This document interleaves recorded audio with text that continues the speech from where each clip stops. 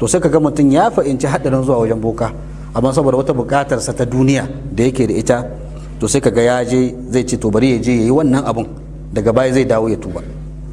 Wannan ba ƙaramin haɗari ba ne ba. Da wannan nake so in kawo kissar wani wanda mun san shi, abokinmu ne kuma in ce malaminmu ne, tunda lokacin da muna karatu idan wata matsala ta kulle mana wajensa muke komawa, shi yake warware mana ita. Allah ya bashi fa'inta musamman a babin fikihu, yana da matukar fa'inta abin nan, yana da ilimi kuma ya fahimci sunna. To sai Allah ya jarabce shi da wani abu na taɓin hankali haka, amma taɓin hankalin zuwa masa yake yi, sannan kuma wani lokacin kuma sai ya gushe masa, mana sai ya faɗi haka, ya faɗi ya ta karkarwa kamar farfaɗiya haka da sauransu, sai daga baya ya farfaɗo yana tambayar me ya faru. To sai an yi masa bayani a ce ai ga abin da ya faru. To sai ya dukufa wajen neman magani, an yi aka yi harkokin, aka yi rukuyar, aka yi menene, amma da yake babi ne na jarrabawa ba a samu nasara ba. Aka yi ta rukuyoyin, aka yi ta mine, duk wani abu ne na ilaji na shari'a aka yi ta yi dai ba a samu nasara ba. To da ya koma gida sai aka ce ai abin yana da alaka da aljanun kakanninsu, mana cikin kakanninsu akwai masu aljanu wanda shi aljanun yanzu shi suke so, dole idan yana son ya zauna lafiya ya daina wannan abin, ya daina samunsa, dole sai an je a yi wa aljanun gyara, an yi musu girka, an zo an yi kwana dare ana bori, a yi wasu abubuwa, a sa shi cikin wani janzane a lullube shi, a kwana dare ana kada goge da sauransu da caki da wane ne. Idan sahiya ya waye da asuba, to sai a buɗe wannan janzanen da aka rufe shi, to shikenan zai samu lafiya, zai warke, aljanun za su rabu da shi. Ya zo ya gaya mana, muka ce a'a wannan abin shirka ne, kai da kanka kake gaya mana.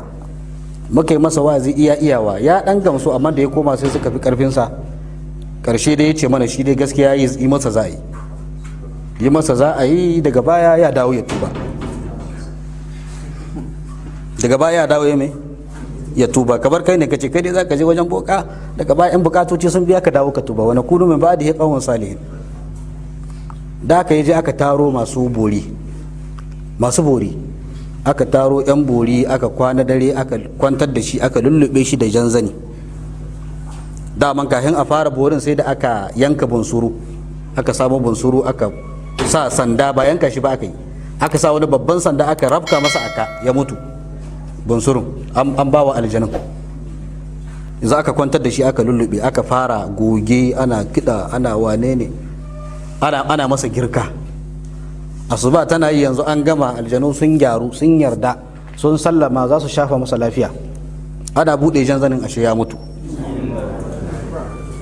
Ana ware janzanin, ashe ajali ne, kenan ya mutu.